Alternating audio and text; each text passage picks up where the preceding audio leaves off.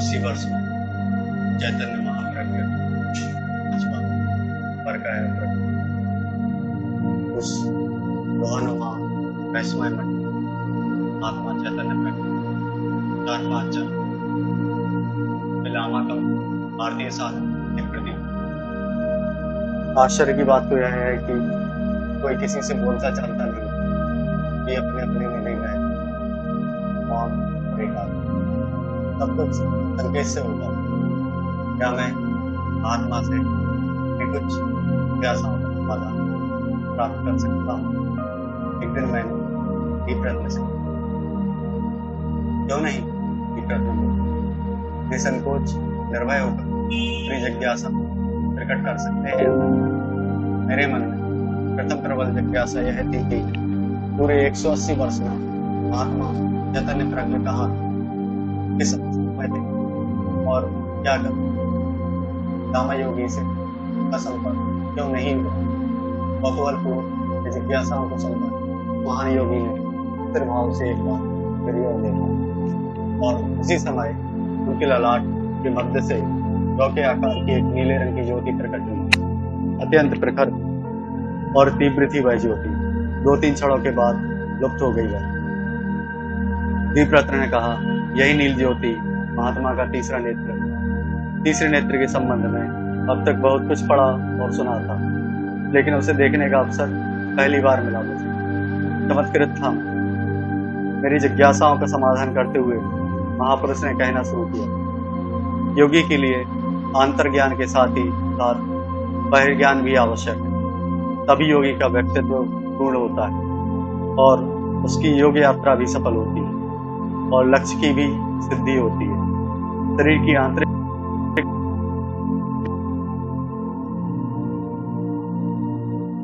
ज्ञान और अंत में आत्मा और उसके संबंधित ज्ञान, जिसे अध्यात्म का ज्ञान कहते हैं, आंतर्ज्ञान है।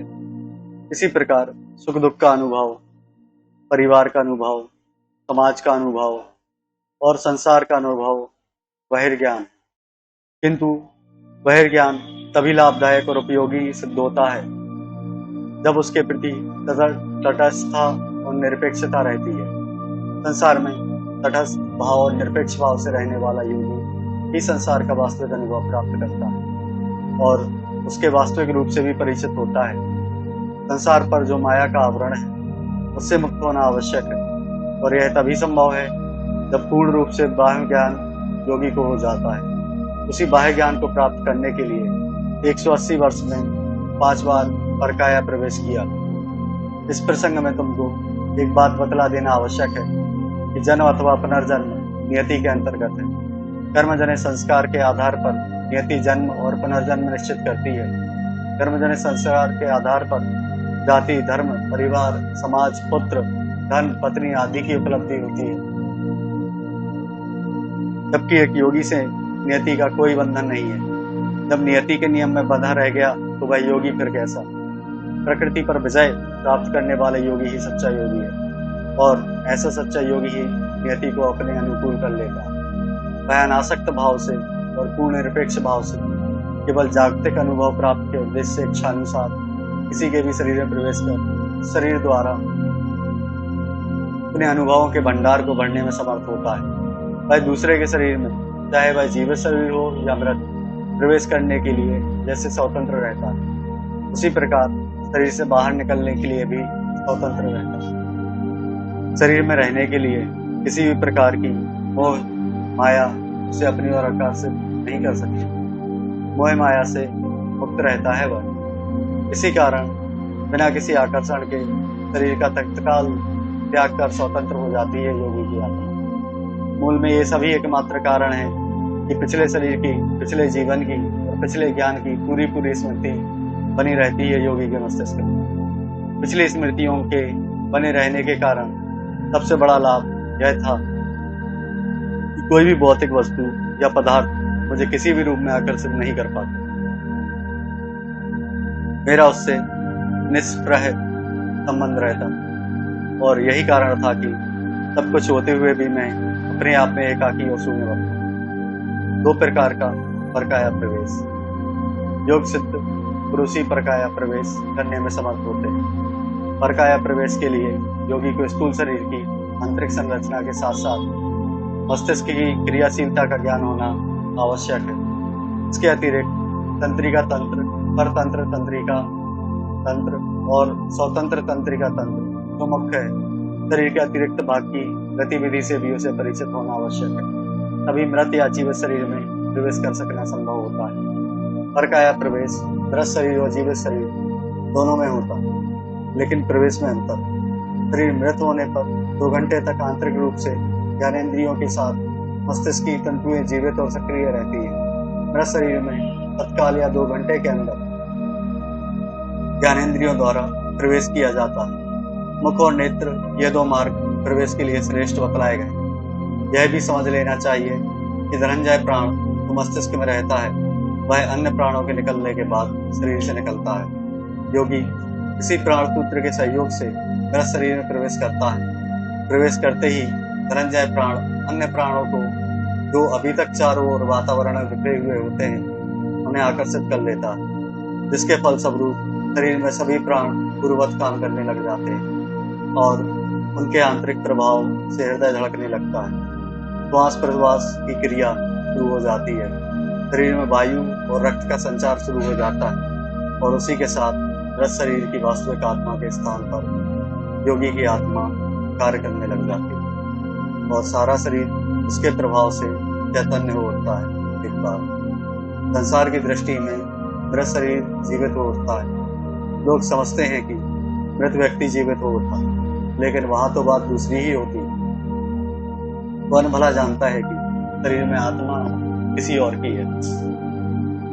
जीवित शरीर में प्रवेश करना थोड़ा कठिन होता है योगी के लिए, और कठिन होता है जीवित शरीर में अधिक समय तक रहना। इसलिए परकाया सिद्ध योगी किसी विशेष उद्देश्य अथवा किसी विशेष कार्य की सिद्धि के लिए जीवित शरीर में प्रवेश करते हैं और इसके बाद बाहर निकल आते हैं और अपने पूर्व शरीर में प्रविष्ट हो जाते हैं। मृत शरीर में प्रविष्ट योगी का आचरण और व्यवहार। योगी जब किसी के मृत शरीर में प्रवेश करता है तो उसका आचरण, व्यवहार और स्वभाव मृत व्यक्ति जैसा होता ना होगा, उसका अपना जैसा होता होगा। इस स्थिति को वह कैसे संभालता होगा, मैंने प्रश्न किया।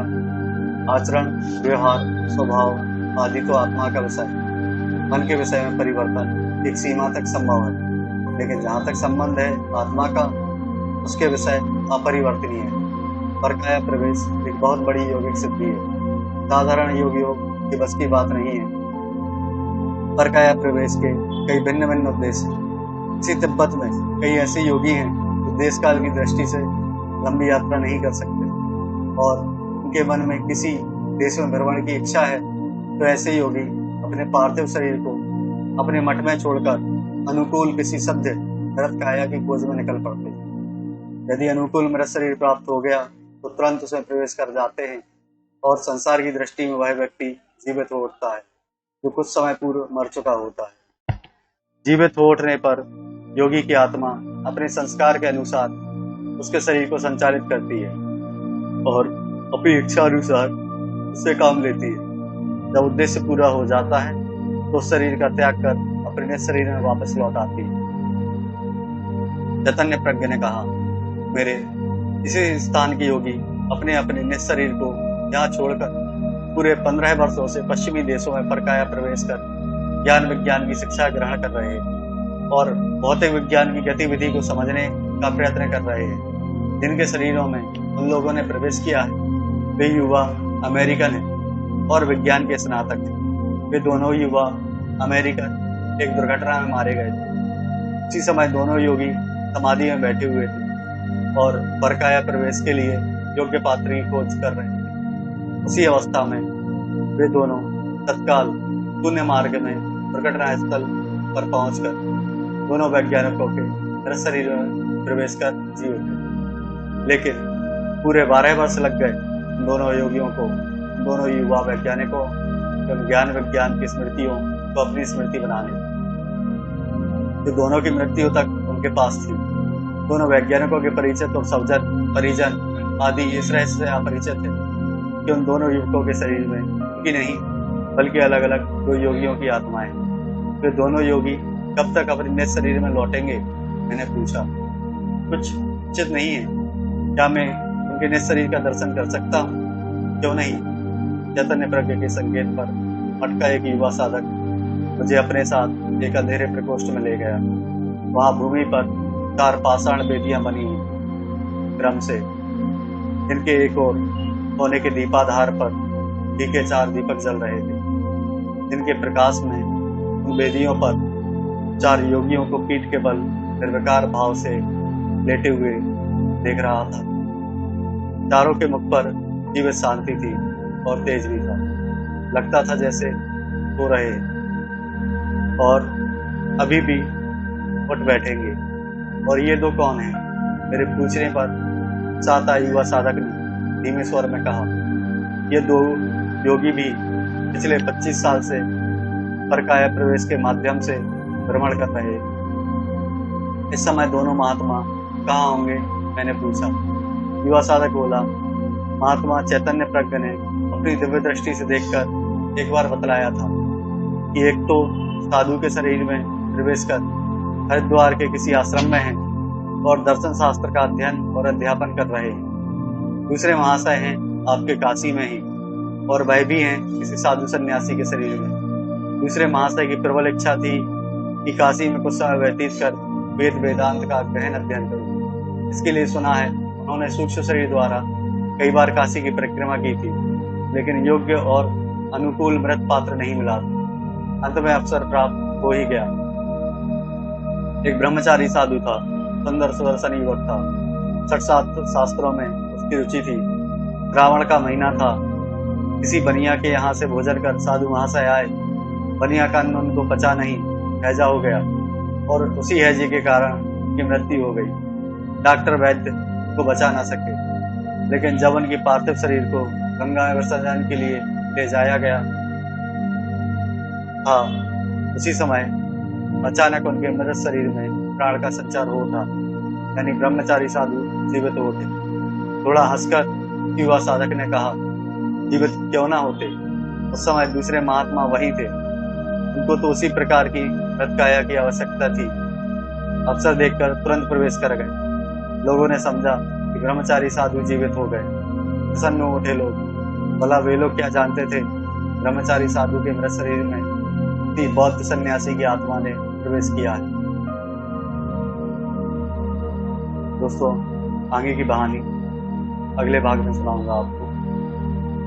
यदि आप साधु, संत और सिद्ध महात्माओं के जीवन चरित्र के जीवन से जुड़ी हुई सत्य घटनाओं को सुनना चाहते हैं, तो आप हमारे चैनल को लाइक करें, सब्सक्राइब करें और बाजू में घंटी के आकार के बेल आइकन को दबा दें, ताकि समय समय पर आपको हमारी वीडियोस की अपडेट मिलती रहे।